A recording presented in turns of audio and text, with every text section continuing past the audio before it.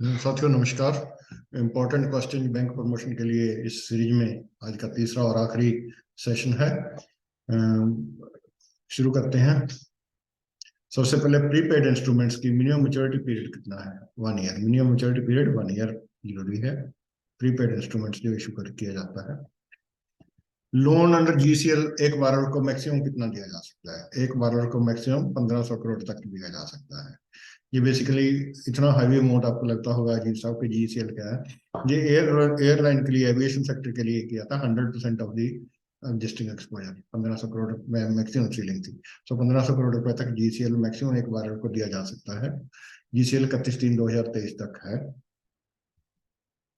Incentive side notes जो denomination 50 rupees तक जो चेंज करते हैं, एक्सचेंज करते हैं बैंक, तो उसको क्या इंसेंटिव मिलता है? 2 रुपए पर पैकेट। 2 रुपए पर पैकेट मिलता है। Gift city.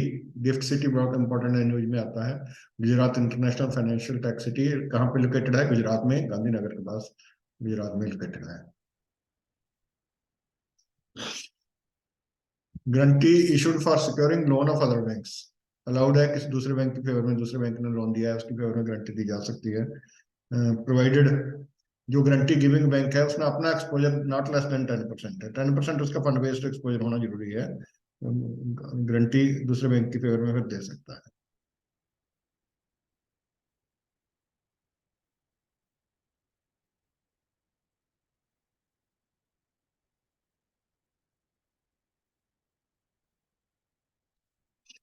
करंट रेशो के ऊपर अगर सन्ड्री डेटर आ जाते हैं तो करंट रेशो के ऊपर क्या इम्पैक्ट आएगा? करंट रेशो करंट रेशो में क्या होता है? Current assets and current liability. Sundry debtor क्या है? Current asset. अगर वो रीपे कर देता है तो रीपे करेगा, वो पैसा बैंक में आ जाएगा। रीपे तो कैश बढ़ जाएगा, जब बैंक अकाउंट बढ़ जाएगा तो कोई इम्पैक्ट नहीं आएगा। अगर सन्ड्री डेटर रीपे हो जाते हैं तो कोई करंट एसेट्स के ऊपर कोई रीपे इम्पैक्ट नहीं आता। नॉर्मली तो यही आंसर है, लेकिन प्रैक्टिकली इसमें और ज्यादा थोड़ा सा आगे जाकर कि अगर वो पैसा आता है, अगर उसका सीसी अकाउंट है, वो पैसा सीसी में डिपॉजिट हो जाता है तो उसकी लायबिलिटी कम हो जाएगी।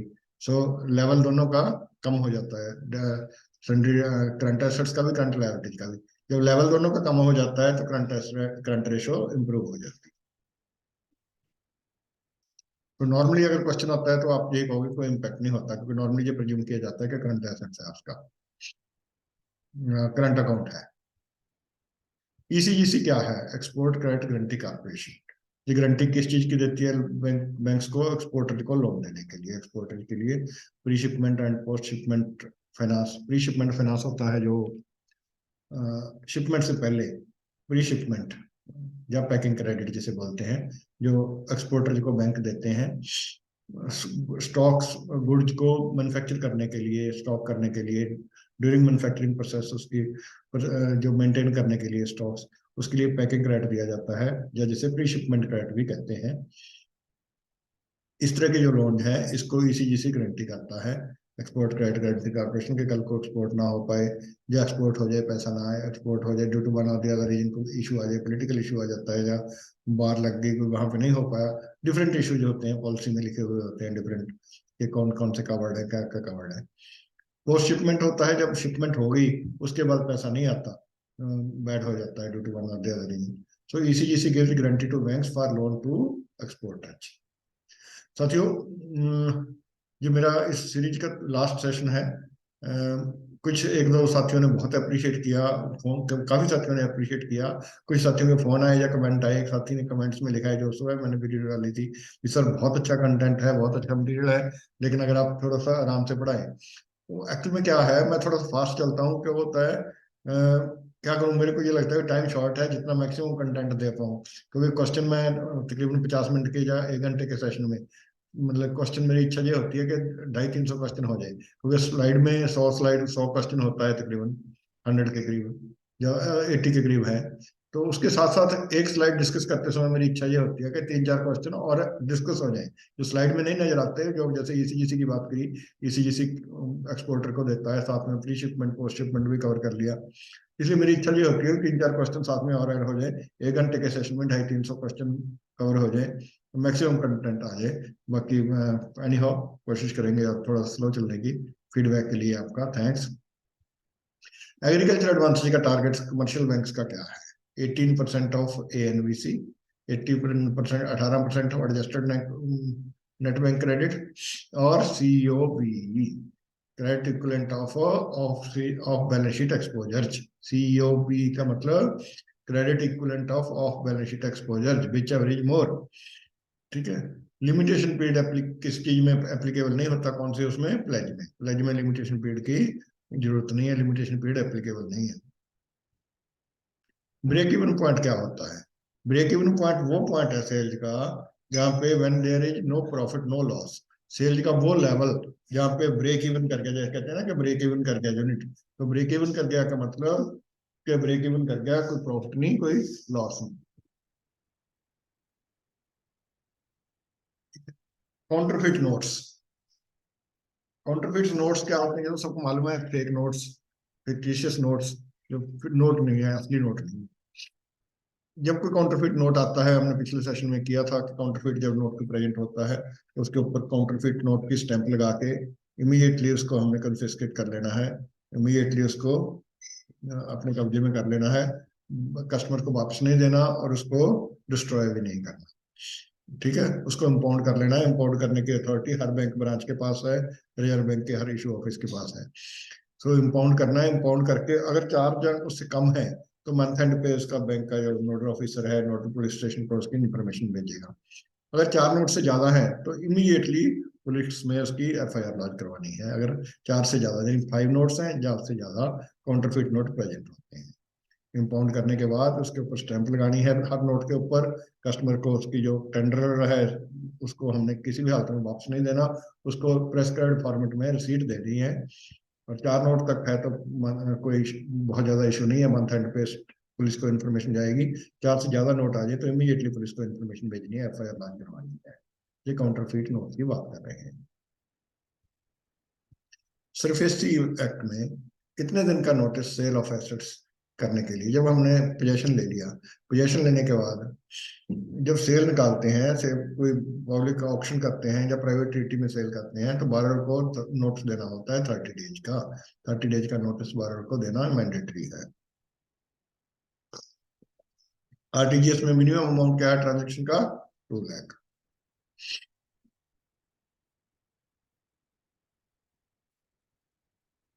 कैश विड्रॉल जो बैंकों से होता है उसके ऊपर TDS लगता है। अगर उस जिस आदमी ने डिपॉजिट करवाया है कैश, अगर पिछले 3 साल में कोई रिटर्न फाइल नहीं करी एक भी, तो 20 लाख से ऊपर अगर डिपॉजिट करवाता है तो TDS लगेगा।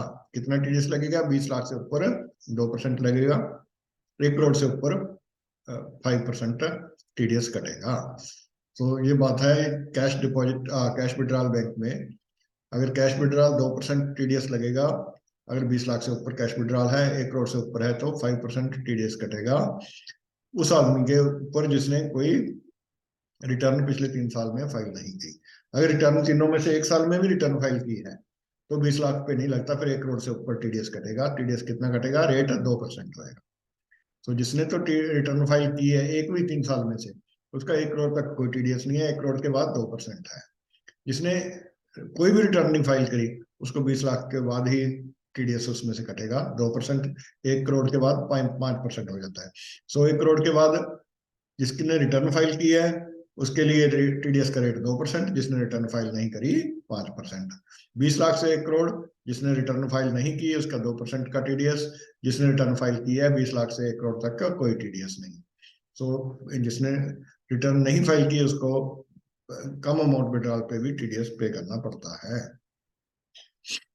PMJDY में OD लिमिट जो मिलती है उसकी क्या कंडीशन है? एक तो मिनिमम ट्रांजेक्शन 6 महीने की, जो OD लिमिट 2,000 रुपए तक की है उसके लिए कोई लिमिट नहीं है, कोई कंडीशन नहीं। 2,000 रुपए से लेके ऊपर कंडीशन है 4 times average monthly balance. Average monthly balance current में जो रहा, उस करंट में नहीं, सॉरी, उसके सेविंग अकाउंट में, जहाँ 50% of average credit summation during the last 6 month, जहाँ पिछले 6 महीने में एवरेज क्रेडिट समेशन जो रही उसका 50%, जहाँ 10,000 which average lower. So 4 times average monthly balance or 50% of the average credit submission during last 6 months और 10,000 which average lower, उसके इक्वलेंट अमाउंट की एलिजिबिलिटी पीएमजेडीवाई अकाउंट होल्डर की ओडी की है। तो ओडी के लिमिट कितनी मिलेगी? 10,000 रुपए। पिछले 6 महीने की ट्रांजेक्शन देखते हैं, 2,000 रुपए तक कोई कंडीशन अटैच नहीं है। 2,000 से ऊपर का अगर ओडी देना है तो पिछले 4 महीने की एवरेज बैलेंस, मंथली बैलेंस, जहां पर क्रेडिट सबमिशन जो पिछले 6 महीने की है या 10,000, इन तीनों में से विच एवरेज लोअर की ओडी लिमिट उसको दे दी जाएगी। रेगुलेटरी रिटेल, रेगुलेटरी रिटेल के केस में रिस्क वेट कितना है? 75%।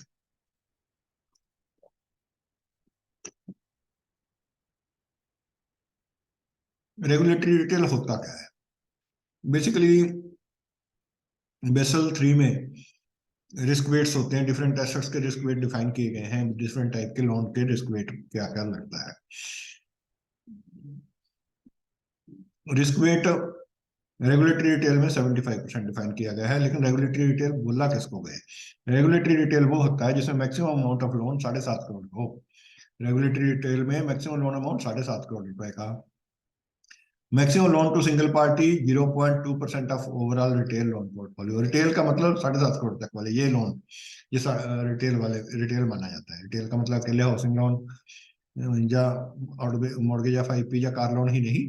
रिटेल लोन का मतलब बेसिकली, जहां रेगुलेटरी रिटेल की बात कर रहे हैं, रिटेल का मतलब है 7.5 करोड़ रुपए तक के सारे लोन रिटेल में आ जाते हैं, including those of businessman, including those of industry. 7.5 crore रुपए तक के जो लोन है वो रेगुलेटरी रिटेल में आते हैं। उसकी रेगुलेटरी रिटेल की डेफिनेशन में लाने के लिए maximum loan should be 7.5 crore. एक पार्टी को बैंक के ओवरऑल रिटेल लोन पोर्टफोलियो का 0.2% से ऊपर लोन नहीं होना चाहिए। ऐसा नहीं होना चाहिए कोई छोटा सा बैंक हो, कहने का मतलब उसके 200 करोड़ तो छोटा नया बैंक है, 200 करोड़ के टोटल लोन है, उसमें से 100 करोड़ रुपया रेगुलेटरी रिटेल में हो। तो रेगुलेटरी रिटेल की सीमा है मैक्सिमम लोन सिंगल पार्टी को, रेगुलेटरी रिटेल हाउस पे सिंगल पार्टी को, सिंगल पार्टी को 0.2% से ऊपर नहीं होना चाहिए। तो सिंगल पार्टी को एनुअल टर्नओवर बिजनेस की लेस देन 50 करोड़ होनी चाहिए, एनुअल टर्नओवर 50 करोड़ से लेस की। तो ये 3 कंडीशन है रेगुलेटरी रिटेल में अकाउंट को लेने के लिए। रेगुलेटरी रिटेल में रिस्क वेट 75% है। सीसी लिमिट सैंक्शन की हुई है किसी पार्टी को। एक्सपोजर मतलब उसका टर्म करंट अकाउंट की ये बात कर रहा है कि करंट अकाउंट खोलने की बात, जो 12 के करंट अकाउंट खोलने की क्या गाइडलाइन है? जैसे कि गाइडलाइन आई थी कि 5 करोड़ से नीचे वाले के कोई रिस्ट्रिक्शन नहीं है, 5 करोड़ से ऊपर वाले को जहाँ पे बैंक लिमिट्स है वहीं पे करंट अकाउंट खोल सकता है। अब बात करें यहाँ पे सिर्फ सीसी लोन कोई सैंक्शन नहीं है, सिर्फ टर्म लोन लिया हुआ है, वहां पे किसी भी लैंडिंग बैंक के पास करंट अकाउंट खोल सकता है। लेकिन यहाँ 50 करोड़ से ऊपर है तो एस्क्रो अकाउंट खोलना जरूरी है। एस्क्रो अकाउंट क्या होता है? उस प्रोजेक्ट के सारे कैश फ्लो उस अकाउंट में आएंगे। उस अकाउंट से पहले जो भी कंडीशन होंगी एस्क्रो की, कि पहले पैसा टर्म लोन में जाए, उसके बाद उसको यूज करने की परमिशन मिले, या पहले सैलरी दी जाए, जो भी उसकी कंडीशन होंगी वो म्यूचुअली डिसाइड होके उसको बता दी जाएंगे उस बैंकर को जिसके पास एस्क्रो अकाउंट है। लेकिन यहाँ पे कोई सीसी लिमिट नहीं है किसी भी बैंक के पास, 50 करोड़ से ऊपर का एक्सपोजर है, तो इस तरह के केस में नॉर्मल टर्म लोन होता है। इस तरह के अकाउंट में एस्क्रो अकाउंट नेसेसरी है। थ्रेशोल्ड वैल्यू क्या है? 50 करोड़। 50 करोड़ से ऊपर हो तो एस्क्रो अकाउंट नेसेसरी है। डोमेस्टिक सिस्टमिकली इंपॉर्टेंट बैंक्स कौन कौन से हैं इंडिया में? 3 बैंक है, SBI, HDFC and ICICI। Systemically important bank हर साल RBI डिक्लेयर करता है, इस बार डिक्लेयर किए हैं ये तीनों बैंक, पीछे भी यही थे। ओवर द काउंटर एक्सचेंज करने हैं नोट्स, कोई आया कस्टमर, फ्री ऑफ चार्ज कितने तक कर सकते हैं? Up to 20 pieces with maximum ₹5,000 per day. कोई भी कस्टमर आता है उसके अपने कोड नोट, सॉल्ट नोट उसके लेके उसके अच्छे नोट उसको देने हैं। 20 नोट तक 5,000 रुपये पर डे तक कोई चार्ज भी नहीं है, इमीडिएटली देने होते हैं। ठीक है। IRR, IRR के बेसिस पे कौन सा प्रोजेक्ट एक्सेप्टेबल है? When IRR is more than cost of capital. IRR होता क्या है? IRR क्या होता है? Internal rate of return. Internal rate of return क्या होता है? Internal rate of return basically वो रेट है किसी डेट से मान लीजिए एक लोन प्रोजेक्ट लगाया, अगले साल 100 करोड़ रुपए की इनकम आनी है, उससे अगले साल 150 की, तो 100 करोड़ को किसी रेट के ऊपर, एक रेट पे ऊपर डिस्काउंट कर लेंगे, आज की डेट में उसकी वैल्यू कितनी, प्रेजेंट वैल्यू निकाल लेंगे। उससे अगले साल 150 करोड़ आना है, उससे 150 की भी आज की वैल्यू निकाल लेंगे। उससे अगले साल 180 आना है, उसकी भी वैल्यू आज की निकाल लेंगे। सो प्रोजेक्ट के फ्यूचर में जो प्रोजेक्ट कैश अक्रूवल होने हैं प्रोजेक्ट के, उसकी डिस्काउंटिंग कर लेंगे। डिस्काउंटिंग करके उनका टोटल कर लेंगे। वो जो डिस्काउंटिंग करके जो टोटल करेंगे, वो अमाउंट जो प्रोजेक्ट कॉस्ट के इक्विवेलेंट होता है जिस रेट पे, उस रेट को बोलते हैं internal rate of return. So internal rate of return वो रेट है which equates future cash flows to the cash outlay of today. आज के कैश फ्लो के इक्विवेलेंट जैसे बना देता है वो जो रेट, फ्यूचर के कैश फ्लो की डिस्काउंटिंग करने के बाद आज के डेट जो कैपिटल आउटले है उसके इक्विवेलेंट जहां पे आ जाता है, तो उसको आईआरआर बोलते हैं। सो मीन आईआरआर के ऊपर कोई नो प्रॉफिट नो लॉस आ गया, आईआरआर के ऊपर जो रेट मिलेगा, तो यानी आईआरआर क्या है, कॉस्ट ऑफ कैपिटल के ऊपर होना चाहिए, तो आईआरआर निकल जाता है। अगर आईआरआर कॉस्ट ऑफ कैपिटल के इक्विवेलेंट है, तो नो प्रॉफिट नो लॉस हो गया। So IRR should be more than the cost of capital. IRR, internal rate of return, it should be more than cost of capital. Higher the IRR, higher the acceptability of the project. जिस जो project में ज्यादा IRR है, वो project ज्यादा acceptable है, ज्यादा अच्छा माना जाएगा, बजाय इसके के कम वाले।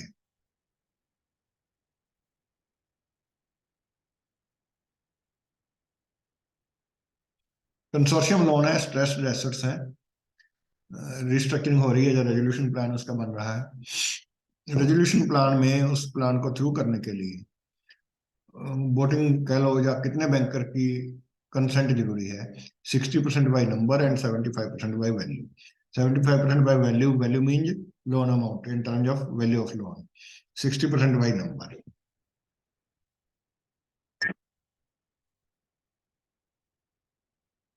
एनआरएम एंड यूएलएम दोनों में ही सीजीएफएमयू कवरेज है, जो सेल्फ हेल्प ग्रुप्स की पहले 10 लाख होती थी, वो बढ़ा के 10 लाख से 20 लाख कर दी गई।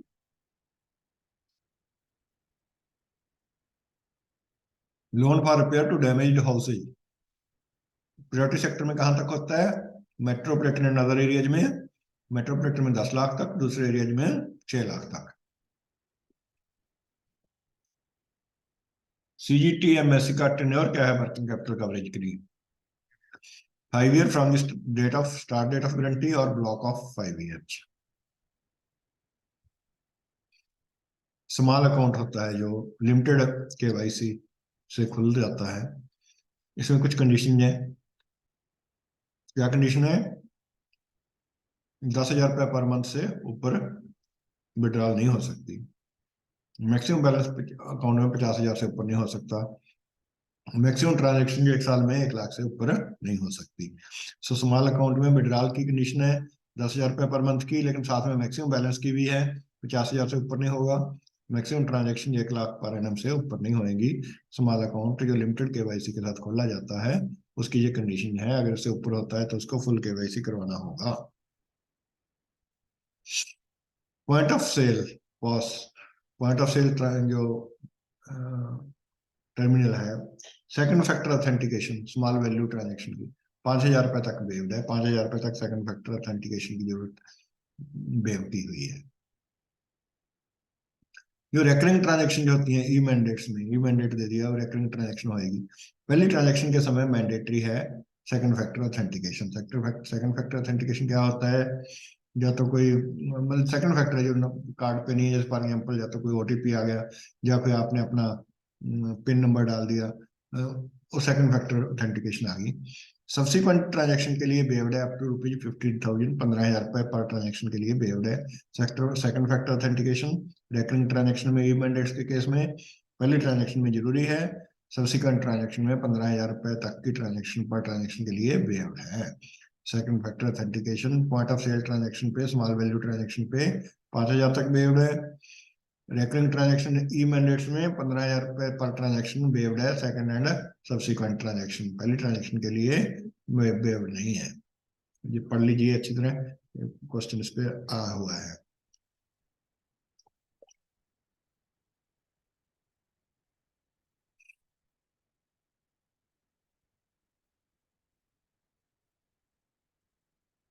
एक आदमी जो बाहर रह रहा है, सिटीजन ऑफ इंडिया नहीं है, citizen of Pakistan and Bangladesh नहीं है, पाकिस्तान एंड बांग्लादेश वालों को छोड़ के इंडिया में आया, कितनी करेंसी लेके जा सकता है? इंडियन करेंसी 25,000 रुपए की, 25,000।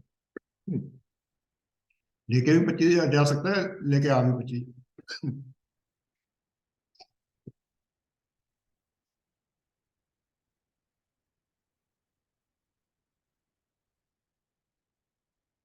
टर्म लोन है 10 करोड़ रुपए का, डबल रेटेड बारह है, रिस्क वेट कितना होगा? डबल रेटेड बारह में रिस्क वेट कितना होता है? 30%। ट्रिपल ए में कितना होता है? 20%। ए रेटेड में 50%। ट्रिपल बी रेटेड में 100%। I again repeat, triple B rated बारह पे एक्सटर्नल एजेंसी से ट्रिपल बी रेटिंग है, रेटिंग करवानी पड़ती है 25 करोड़ से ऊपर वाले केसेज में, थ्रेशोल्ड है 25 करोड़ है। ट्रिपल बी केसेज में 100% होता है, ट्रिपल बी के बाद ऊपर होती है ए में 50 रह जाता है, डबल ए में 30, ट्रिपल ए में 20। सो 10 करोड़ रुपए अगर एक्सपोजर है, डबल ए रेटेड है, तो रिस्क वेट पर्पज के लिए उस लोन को 3 करोड़ का माना जाएगा। 30%, 10 करोड़ की जगह 3 करोड़ का ही माना जाएगा। रिस्क वेट 30% लगेगा और 3 करोड़ की वैल्यू मानी जाएगी उस लोन की, for the purpose of computation of risk weighted assets. Atal pension Yojana APY में पर एप्लीकेशन बैंक को कितना कमीशन मिलता है? 100 रुपीज। लॉस एसेट क्या होता है?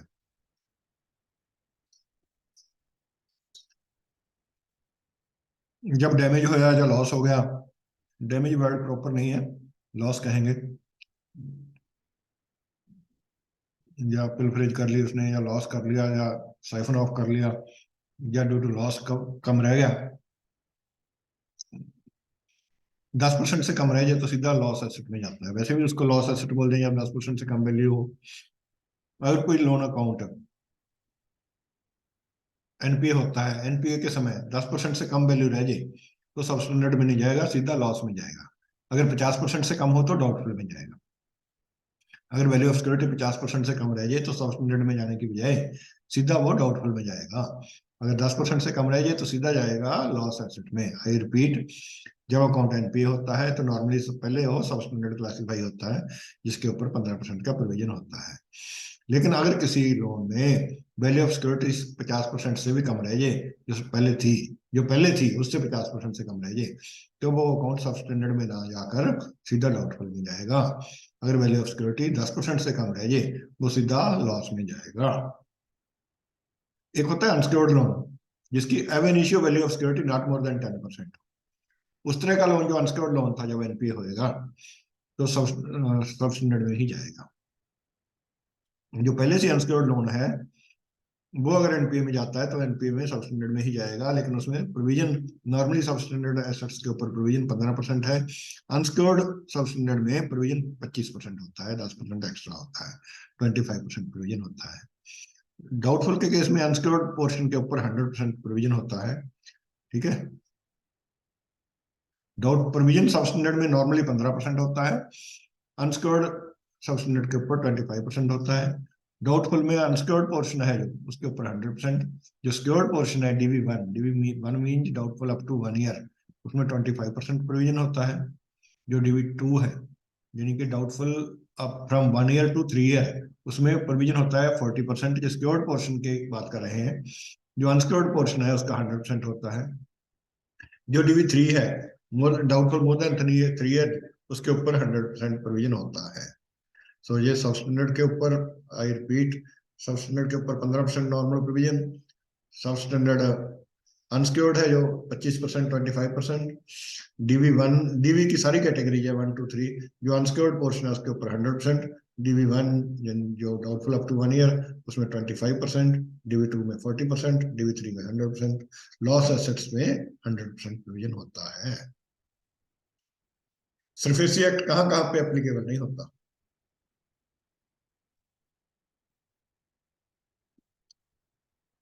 या तो एग्रीकल्चर प्रॉपर्टी है, जो लोन 1 लाख से नीचे का है, या आउटस्टैंडिंग 20% से नीचे रह गया, मीनिंग देयर बाई 80% उसने पे कर दिया है, 80% हैज ऑलरेडी बीन पेड, पेस नहीं पेड।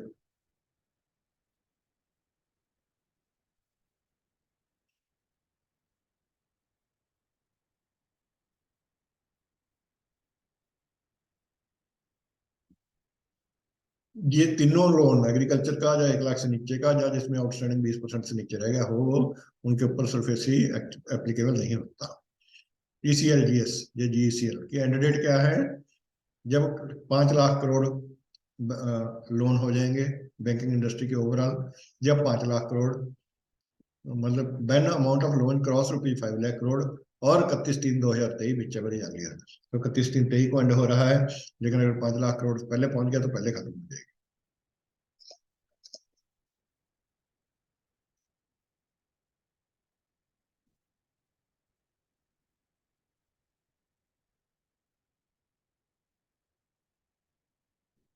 सॉरी, जब कोई बारह अंडरटेकिंग देता है तो अपनी प्रॉपर्टी बेचेगा नहीं विदाउट परमिशन ऑफ बैंक, तो उसे क्या बोलता है? Negative ligand. नेगेटिव लिगेन किसी तरह की मॉर्गेज नहीं है, चार्ज नहीं है, सिंपली अंडरटेकिंग देता है आदमी कि मैं इस प्रॉपर्टी को बैंक की परमिशन के बगैर नहीं बेचूंगा।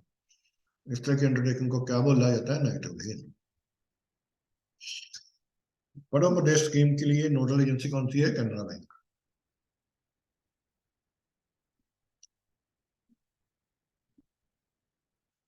डॉक्टर अंबेडकर स्कीम है ओबीसी और इकोनॉमिकली वीकर सेक्टर के लिए।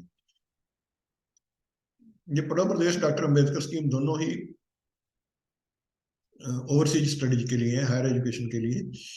अंबेडकर स्कीम में इनकम की लिमिट ओबीसी के लिए 8 लाख है, इकोनॉमिकली वीकर सेक्टर के लिए 5 लाख है।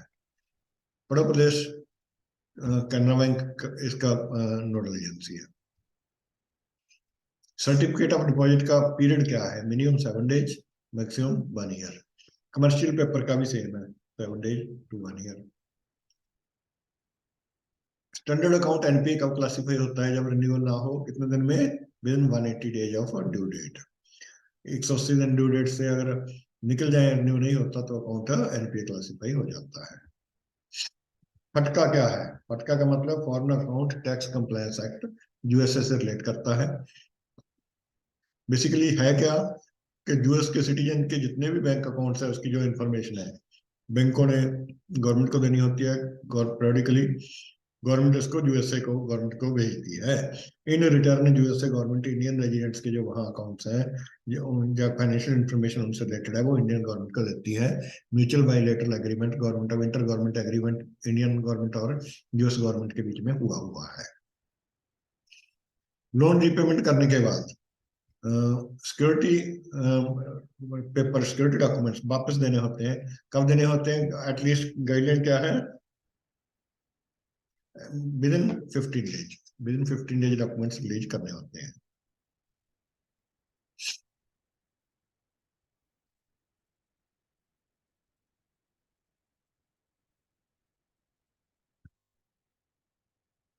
आरबीआई की गाइडलाइन है कि बैंक के पोर्टफोलियो का कितने परसेंट, कितना अमाउंट, कितना portion loan review mechanism, loan review mechanism होता है।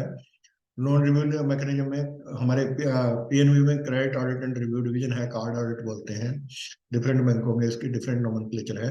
पीएनबी में इसकी कार्ड ऑडिट है, लोन रिव्यू मैकेनिज्म बोलते हैं इसे। Credit audit and review division है पंजाब नेशनल बैंक में।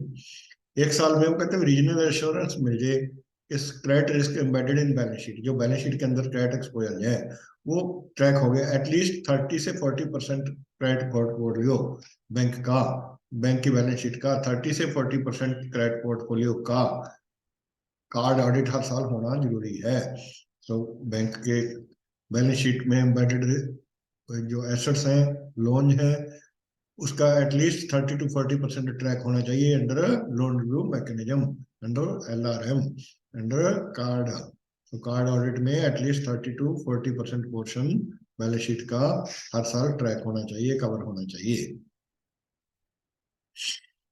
डेबिट कार्ड की कंटैक्टलेस ट्रांजैक्शन की लिमिट 1 जनवरी 2021 से बढ़ाई गई थी, 5,000 रुपए कर दी गई थी। तो डेबिट कार्ड की कंटैक्टलेस ट्रांजैक्शन की लिमिट क्या है? 5,000 रुपए। बैंक्स इशू करते हैं gold card. To eligible exporters within the line of credit. कितने साल के लिए? 3 साल के लिए, जिनका सेटिस्फैक्टरी ट्रैक रिकॉर्ड होता है। ठीक है, 3 साल के लिए इशू होता है विद एनुअल रिव्यू और डेरिवेट कॉन्ट्रैक्ट लेने या लेने को जो कोई किसी ने कॉन्ट्रैक्ट किया हुआ है एक्सपोजर, मान लो किसी ने एक्सपोर्ट किया है, उसके बाद पेमेंट आनी है 3 महीने बाद, या एक्सपोर्ट या इंपोर्ट किया है, उसके पास उसने पेमेंट करनी है, इंपोर्ट्स की पेमेंट 3 महीने बाद करनी है। तो अपने रिस्क को कवर करने के लिए, क्या करेंसी एक्सचेंज फ्लक्चुएशन रिस्क को कवर करने के लिए वो क्या करता है, रिस्क को कवर करने के लिए जो डेरिवेटिव प्रोडक्ट खरीदा जाता है उसे हेजिंग बोलते हैं। डेरिवेटिव जो अंडरटेक करना है डेरिवेटिव कंट्रैक्ट, उसे हेजिंग बोला जाता है। सो हेजिंग रिस्क कवर करने का एक मैकेनिज्म है, रिस्क कवर करने का। ठीक है, बेसल 3 के अंतर्गत, under Basel 3 credit card receivable के ऊपर रिस्क वेट का क्या रेट है? 125%। देखो बहुत सारे एसेट्स हैं, ज्यादातर एसेट्स के ऊपर 100% है। रिस्क रेटिंग से रिलेटेड 20% से लेके 150% तक चला जाता है। इसी तरह रिटेल के ऊपर रेगुलेटरी रिटेल का जैसे हमने पीछे किया, उसी तरह क्रेडिट कार्ड का 125% है, किसी का कम है किसी का ज्यादा है। लार्ज एक्सपोजर क्या होता है? लार्ज एक्सपोजर का मतलब exposure to a single party more than 10% of the tier 1 capital of the bank. So large exposure का मतलब exposure to a single party more than 10% of the tier 1 capital of the bank. इसकी guideline और भी है दूसरी, कि जो एक कंपनी को, जब एक कंपनी को अपने बैंक कैपिटल का 20% से ज्यादा लोन नहीं किया जा सकता। एक बैंक अपनी कैपिटल का, अपनी टायर 1 कैपिटल का 20% से ऊपर किसी सिंगल पार्टी को लोन नहीं दे सकता। 20% दिया जा सकता है with board approval. So single, पहले तो वो बात आती है सिंगल पार्टी लार्ज एक्सपोजर माना किसे जाता है। 3 4 क्वेश्चन बनते हैं इस स्लाइड में से। लार्ज एक्सपोजर क्या होता है? Exposure to a single party more than 10% of the tier 1 capital of the bank. Single party को बैंक द्वारा, जो लार्ज एक्सपोजर में ये आता है, से सिंगल कंपनी को कितना लोन दिया जा सकता है? Maximum 20%। With exposure with board approval 25% दिया जा सकता है। With group of the company 25% दिया जा सकता है। तो ये कह लो कि सिंगल कंपनी को 20% से ऊपर नहीं दे सकते, ग्रुप को 25%, लेकिन बोर्ड अप्रूवल से सिंगल कंपनी को भी 25% दिया जा सकता है एक्सेप्शनल केसेज में। So again I repeat, large exposure, large exposure क्या होता है? Exposure to a single party where more than 10, single party more than 10% of the tier 1 capital. Tier 1 capital जो बैंक का है उसके 10% से ज्यादा अगर सिंगल पार्टी का एक्सपोजर हो, इस तरह के एक्सपोजर को लार्ज एक्सपोजर बोला जाता है। एक कंपनी को बैंक अपने कैपिटल का 20% से ऊपर लोन नहीं दे सकता, ग्रुप को 25% से ऊपर नहीं दे सकते, लेकिन एक कंपनी को जो 20% वाली लिमिट बढ़ के 25 हो जाती है अगर बोर्ड की अप्रूवल ले ली जाए। रिन्यूएबल एनर्जी प्रोजेक्ट्स में प्रायोरिटी सेक्टर की लिमिट क्या है? 30 करोड़। रिन्यूएबल एनर्जी प्रोजेक्ट्स में 30 करोड़ की priority sector limit, priority sector तक आएंगे 30 करोड़ तक के लोन। इंडिविजुअल को रिन्यूएबल एनर्जी के लिए लोन दिया तो 10 लाख तक का। इंडिविजुअल को कौन सा होता है? जैसे रूफटॉप के मकान के ऊपर सोलर पैनल वगैरह लगाने के लिए जो लोन है, सो 10 लाख तक का लोन इंडिविजुअल के केस में प्रायोरिटी सेक्टर में आएगा। प्रोजेक्ट के केस में 30 करोड़ तक का लोन प्रायोरिटी सेक्टर में आता है रिन्यूएबल एनर्जी प्रोजेक्ट्स में। कॉइन डिस्ट्रीब्यूशन के लिए बैंकों को आरबीआई कुछ कमीशन पे करता है। वो क्या कमीशन मिलता है? ₹65 पर बैग। एक थैली कॉइन की डिस्ट्रीब्यूट करने पे 65 रुपीज पर बैग बैंक को कमीशन मिलता है आरबीआई से। अगर rural and semi urban branches में से डिस्ट्रीब्यूट किया गया तो 10 रुपए एक्स्ट्रा मिलते हैं, 65 की जगह पे 75 हो जाता है।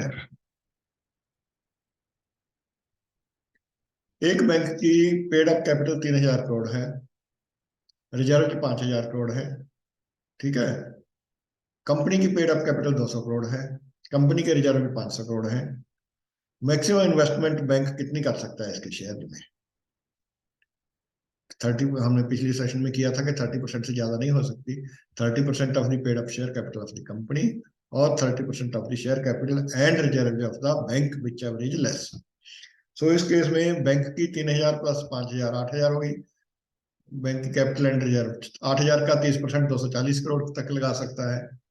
कंपनी की पेड अप कैपिटल 200 है, रिजर्व 500 है। रिजर्व को हमने टेक इनटू अकाउंट नहीं करना। कंपनी की 200 है, 200 का 30% 60 करोड़ हो गया।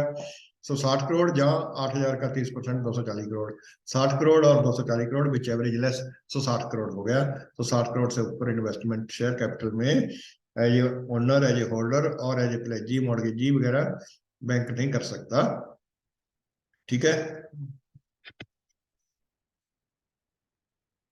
Positive pay system.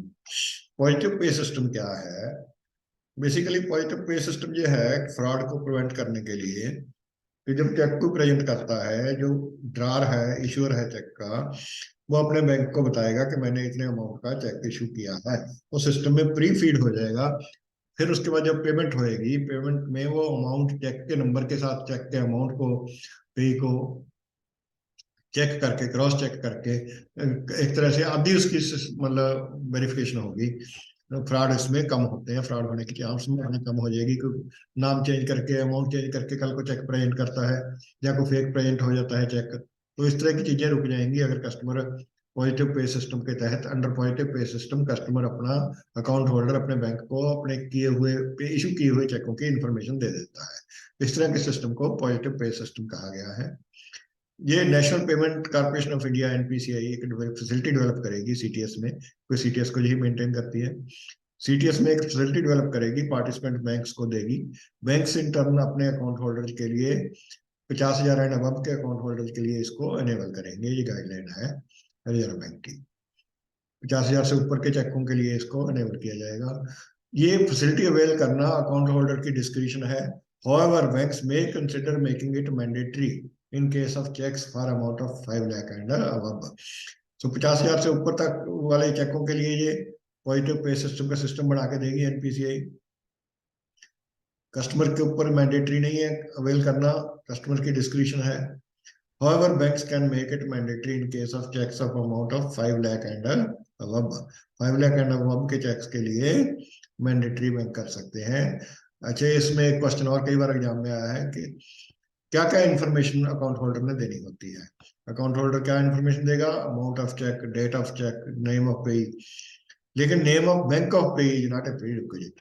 किसी भी बैंक में वो प्रेजेंट कर सकता है, वो देना भी जरूरी नहीं। तो जब कोई चेक पे करता है कस्टमर अपने किसी जिसको उसने पैसे देने हैं, उससे ये तो नहीं पूछता ना कि कौन से बैंक में पे करना है। चेक पे कर देता है, वो अपने बैंक में लगा देता है। So name of the bank of payee is not a prerequisite. Positive pay system में चेक का अमाउंट, पे का नाम, डेट मैंडेटरी फील्ड है, लेकिन bank of payee, name of the bank of payee is not a prerequisite. ये भी question कई बार आया है कि which of the following is not a prerequisite of positive pay. Positive pay 50,000 से ऊपर के वालों के चेकों के लिए फैसिलिटी प्रोवाइड की जाएगी। अवेल करना कस्टमर के लिए मैंडेटरी नहीं है, ऑप्शनल है, डिस्क्रिशनरी है। However, banks may consider making it mandatory for checks amounting to 5 lakh and above। ये पॉजिटिव पे सिस्टम के ऊपर 4-5 क्वेश्चन बन गए। अच्छा, वर्किंग कैपिटल का जो प्रोजेक्टेड टर्नओवर मेथड है, जिसे नए कमेटी मेथड भी कहा जाता है कॉमनली, वो बेसिकली क्या है कि बारोअर को सैंक्शन लिमिट करनी है equivalent to minimum projected sale of how many months. कितने महीनों की सेल के बराबर उसको पीवीएफ देना है, लिमिट देनी है 2.4 मंथ की। 2.4 मंथ का मतलब साल की टर्नओवर का 12 का 12 का 20% 5वां हिस्सा। ये माना जाता है कि जो एनुअल प्रोजेक्टेड टर्नओवर है अगले साल की, उसका 3 मंथ की टर्नओवर या 25% उसकी टोटल रिक्वायरमेंट है। अगर 100 रुपए की उसकी टर्नओवर होनी है तो 25 की रिक्वायरमेंट है टोटल वर्किंग कैपिटल की। उस 25 का 5वां हिस्सा वो मार्जिन से लेके आएगा, 20 बैंक से मिलेगा। सो टर्नओवर का 20% बैंक से मिलेगा। ये नई कमेटी कहती है, प्रोजेक्टेड टर्नओवर मेथड कहता है। तो इसका मतलब इन टर्म अगर इसको मंथ में ट्रांसलेट करें 20% को, तो 2.4 मंथ आ गया। 2.4 मंथ का पीवीएफ हो गया, 3 मंथ की टोटल रिक्वायरमेंट हो गई। IVC.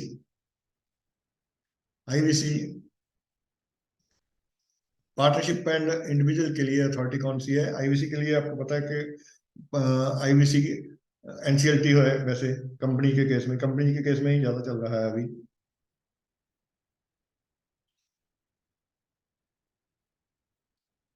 Insolvency and bankruptcy court, इस आईवीसी एब्रिगेशन भी आ सकती है। कंपनी के केस में इसकी एडजुडिकेटिंग अथॉरिटी एनसीएलटी है, लेकिन अब इंडिविजुअल और पार्टनरशिप फर्म के लिए इसकी एडजुडिकेटिंग अथॉरिटी डीआरटी है। लेकिन इंडिविजुअल भी अगर इंडिविजुअल ग्रंटर है किसी कंपनी के अगेंस्ट एनसीएलटी में केस चल रहा है, उस ग्रंटर के लिए, उस इंडिविजुअल ग्रंटर के केस में एडजुडिकेटिंग अथॉरिटी भी सेम एनसीएलटी ही रहेगा। तो उसके अगेंस्ट केस जो एनसीएलटी में ही फाइल किया जाएगा। अगर कोई इंडिविजुअल बारर है हमारा, उसके अगेंस्ट कर रहे हैं या फर्म के अगेंस्ट कर रहे हैं, तो डीआरटी होगा। कंपनी के केस में एनसीएलटी होता है। कंपनी के जो इंडिविजुअल ग्रंटर हैं, उसके केस में डीआरटी ना होकर एनसीएलटी ही होगा।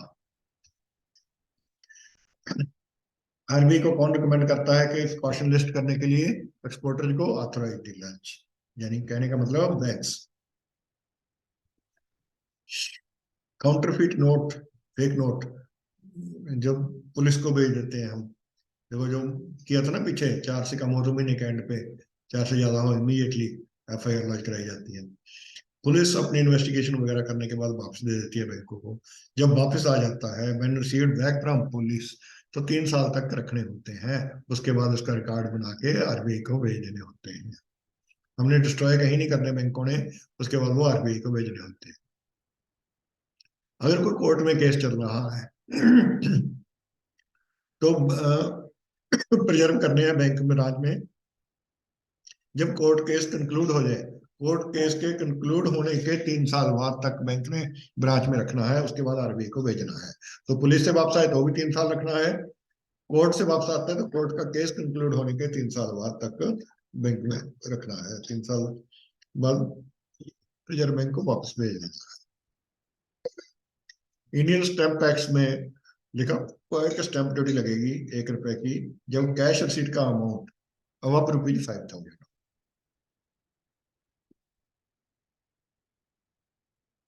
सिर्फ एक सी एक्शन इन कौन कौन से अकाउंट्स में हो सकता है? एसएमए 0, एसएमए 1, एसएमए 2, एनपीए, सभी सभी में हो सकता है? नहीं, एसएमए में नहीं हो सकता, एनपीए अकाउंट्स में ही हो सकता है। एसएमए 0, एसएमए 1, एसएमए 2 में नहीं, ऑल ऑफ दीज नहीं, सिर्फ एनपीए अकाउंट्स में ही सरफेस एक्शन इनिशिएट किया जा सकता है। मेच्योर्ड टर्म डिपॉजिट है, उसके ऊपर रेट ऑफ इंटरेस्ट क्या लगेगा? Overdue matured term deposit rate of interest क्या लगेगा? ओवरड्यू पीरियड का रेट ऑफ इंटरेस्ट क्या मिलेगा कस्टमर को ओवरड्यू पीरियड का एफडीआर के केस में? सेविंग रेट और the contracted rate of interest on matured term deposit whichever is lower. Saving या contracted rate on matured term deposit, दोनों में से जो लेस है वो कस्टमर को मिलेगा।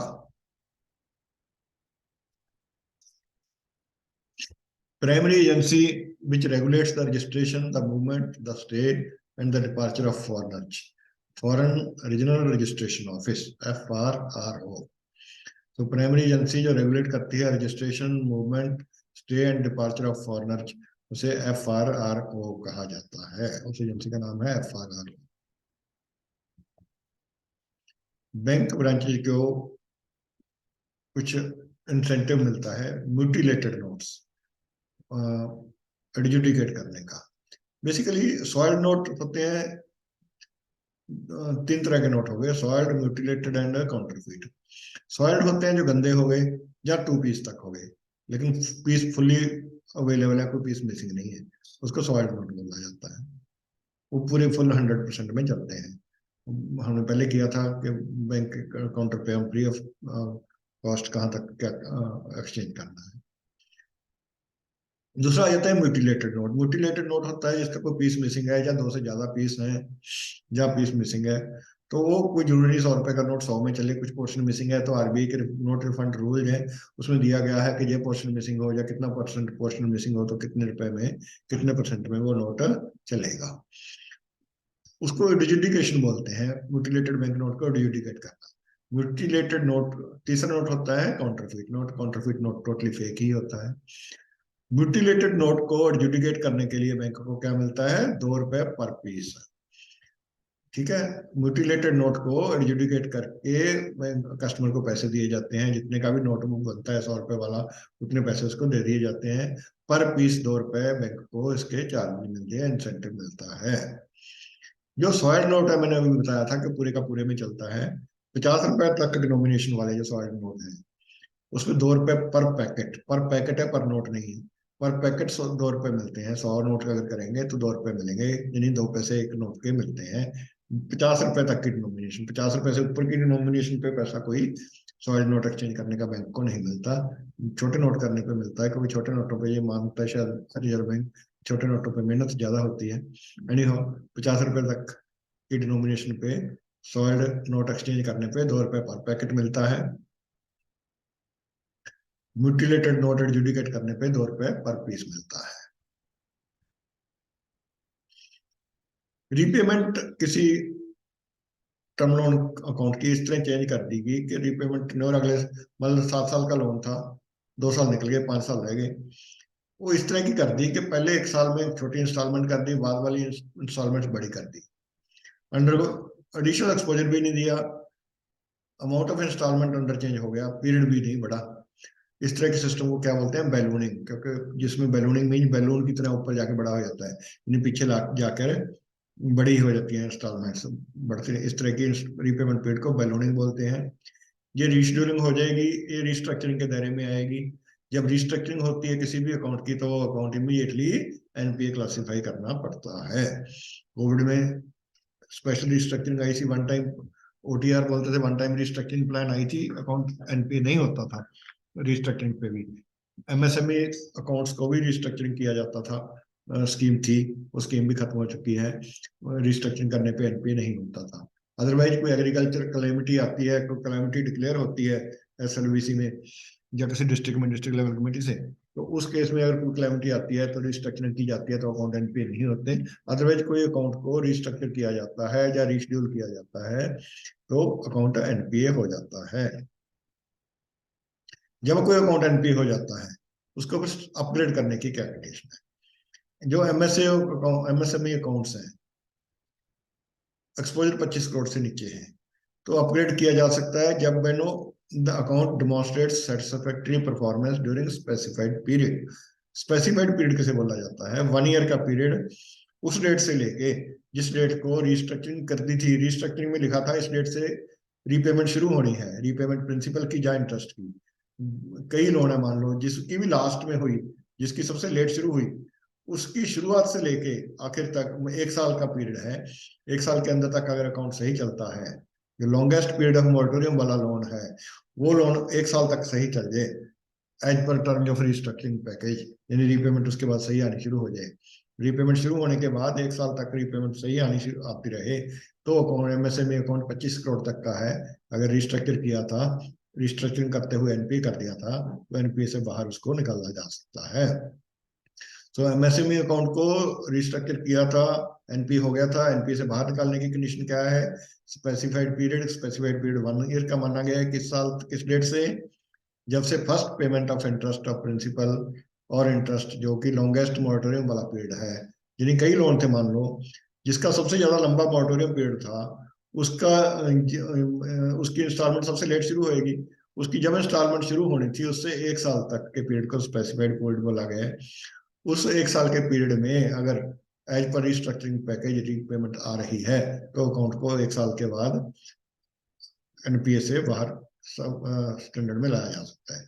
तो रिस्ट्रक्चरिंग करने पे एक मिथ है, मिथ नहीं, पहले होता था बेसिकली, जिसने रिस्ट्रक्चर कर दिया उससे 1 साल के बाद वो अकाउंट स्टैंडर्ड में आ जाता था, अगर वो 1 साल में सही चलता है। 1 साल में नहीं वापस आएगा, रीपेमेंट शुरू होने से 1 साल के बाद आएगा। रीपेमेंट शुरू होने के बाद जिस भी अकाउंट की रीपेमेंट सबसे लेट है, उस अकाउंट की रीपेमेंट शुरू होने से 1 साल तक अगर कंडक्ट अकाउंट का सही रहा, तो अकाउंट एनपीए से बाहर किया जा सकता है एमएसएमई के केस में। इसके ऊपर भी क्वेश्चन आए हुए हैं।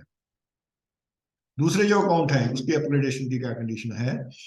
दूसरे अकाउंट अपग्रेड तभी हो सकते हैं जब आउटस्टैंडिंग लोन है जो demonstrate satisfactory performance during the period from the date of implementation of resolution plan up to the date by which at least 10% of the sum outstanding आ जाए, जिसे मॉनिटरिंग पीरियड कहा गया है. एंड इंटरेस्ट कैपिटलाइज, यानी monitoring period में, monitoring period कब कहा गया, किस पीरियड को जो बनाया उस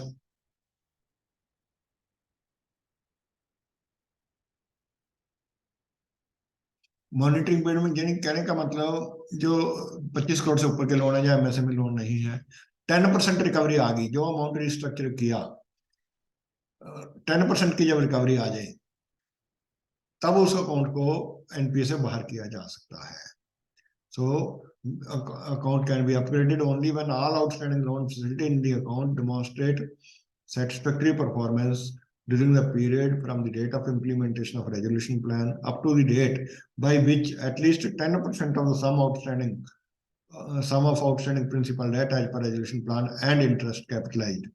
प्रिंसिपल या इंटरेस्ट जो कैपिटलाइज किया, या प्रिंसिपल एंड इंटरेस्ट जो कैपिटलाइज किया, उनका जो टोटल है, एफआईटीएल वगैरह जो बनाया, डब्ल्यूसीटीएल जो बनाया, उनके टोटल का 10% जब आ जाता है, इस पीरियड को मॉनिटरिंग पीरियड बोलते हैं. तो मॉनिटरिंग 10% जब आ जाता है तो अकाउंट को अपग्रेड किया जा सकता है.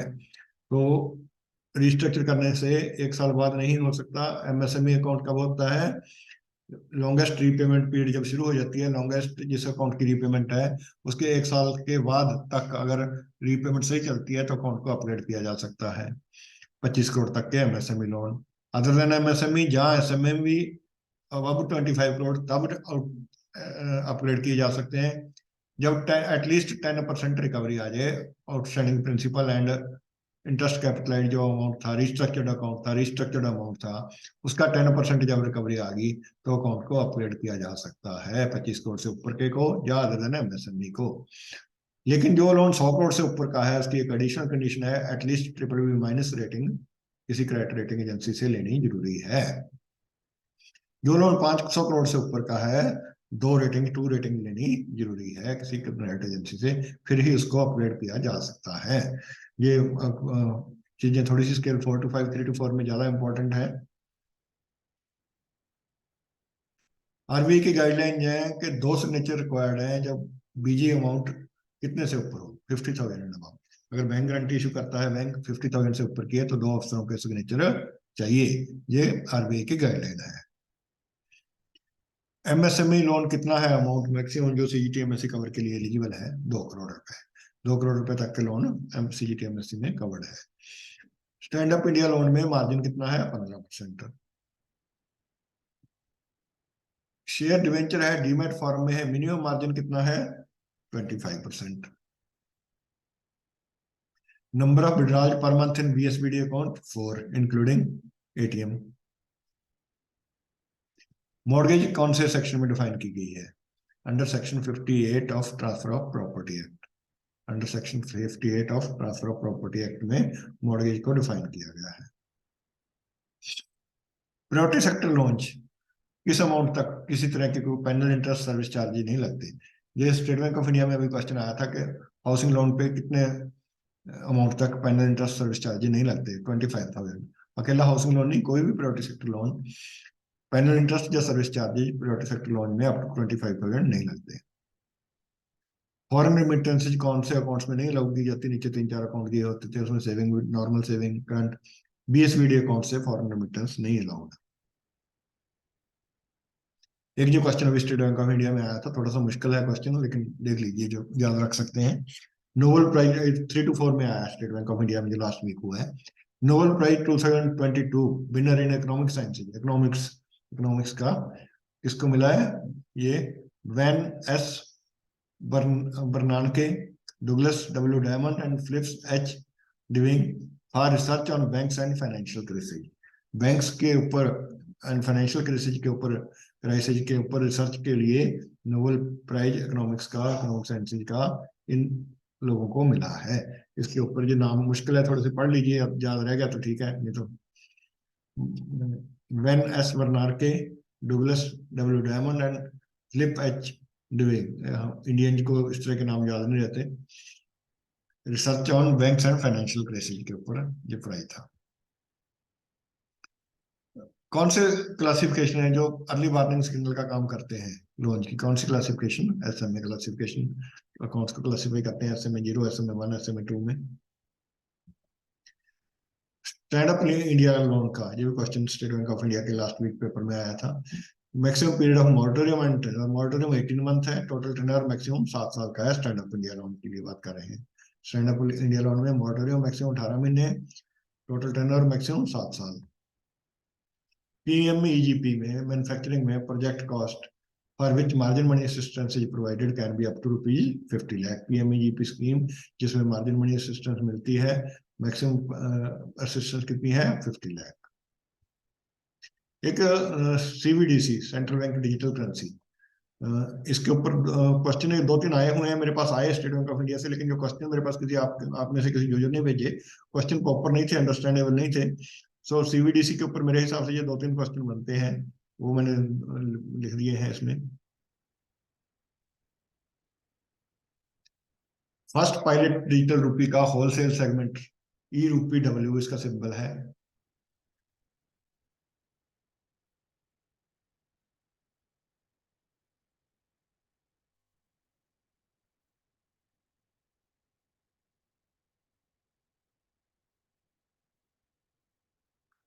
ई ई रूपी रार, हिंदी का रारे का जो रूपी का सिंबल है, ई रूपी डब्ल्यू होलसेल रूपी ये है, डिजिटल रूपी होलसेल सेगमेंट, उसका जो सिंबल है।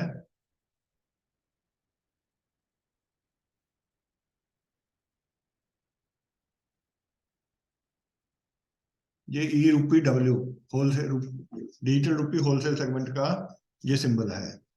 ठीक है, ये 1 नवंबर 2022 से इसका फर्स्ट पायलट शुरू किया था, with the use case being limited to the settlement of secondary market transaction in government security. Government securities में सेकेंडरी मार्केट के लिए लिमिटेड स्तर पर होलसेल सेगमेंट में कमेंस किया पायलट प्रोजेक्ट। 1 दिसंबर 2022 से रिटेल में इसका डिजिटल रूपी का अपने कमेंस किया गया 1 दिसंबर 2022 से। ये पायलट लॉन्च है बेसिकली अभी। Business closed user group CUG comprising participating customer and merchants, closed user group बना के पार्टिसिपेटिंग कस्टमर एंड मर्चेंट्स का, उसके अंदर ही digital rupee retail, digital rupee retail इसका सिंगल सिंबल क्या है? ये सिंबल है इसका ई, ई रूपी, ई रूपी आर। ई रूपी आर क्या है? Digital rupee retail. ई रूपी डब्ल्यू होलसेल रूपी वाला है रूपी, जो डिजिटल रूपी। क्लोज यूजर ग्रुप में इसको लॉन्च किया गया। फर्स्ट पेज इंक्लूड किया गया 4 bank, State Bank of India, ICIC bank, Yes Bank and IDFC bank. ये भी क्वेश्चन आया हुआ है कि कौन सा बैंक नहीं है, नीचे स्टैंडर्ड चार्टर बैंक था शायद उस लिस्ट में। तो State Bank of India, ICIC bank, Yes Bank and IDFC bank, 4 bank इसमें इंक्लूड किए गए। सब्सिक्वेंटली 4 बैंक और Bank of Baroda, Union Bank, HDFC and Kotak Mahindra will participate in the retail project. So retail bank का project 1 दिसंबर से शुरू किया गया, होलसेल का 1 नवंबर से शुरू किया गया।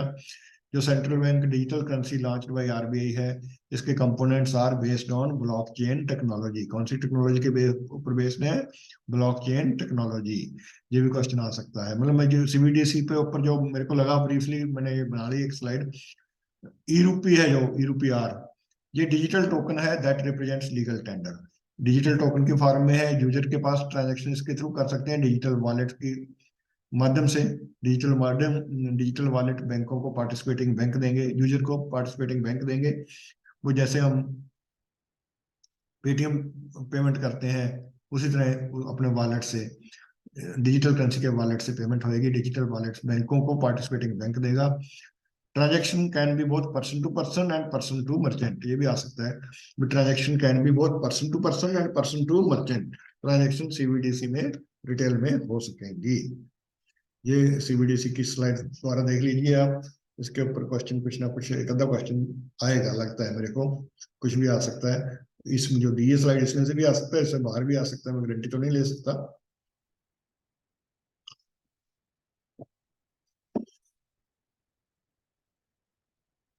थैंक यू फ्रेंड्स, इस सेशन का ये आखिरी सेशन था। ये मेरा मोबाइल नंबर दिया है, मेल आईडी दी है। मेरी आप सबको रिक्वेस्ट है कि जो भी क्वेश्चन आएंगे एग्जाम में, कल के एग्जाम में या दूसरे बैंकों के जो साथी नेक्स्ट वीक में अपीयर होंगे, वो मेरे को व्हाट्सअप कर दें इस नंबर पे, या मेल कर दें kk.sinhala@gmail.com, या मोबाइल नंबर 7028052030 के ऊपर व्हाट्सएप भेज दें। मंडे इवनिंग परसों लाइव क्लास 8 बजे मेरा मूड है करने का, लाइव होगी वो, क्वेश्चन आंसर को डिस्कस करने के लिए, सब्जेक्ट टू द कंडीशन के मेरे पास सफिशिएंट नंबर ऑफ क्वेश्चन आप लोगों से आ गए, उसके क्वेश्चन क्या है, आंसर क्या है, लाइव क्लास 8 बजे मंडे को करेंगे।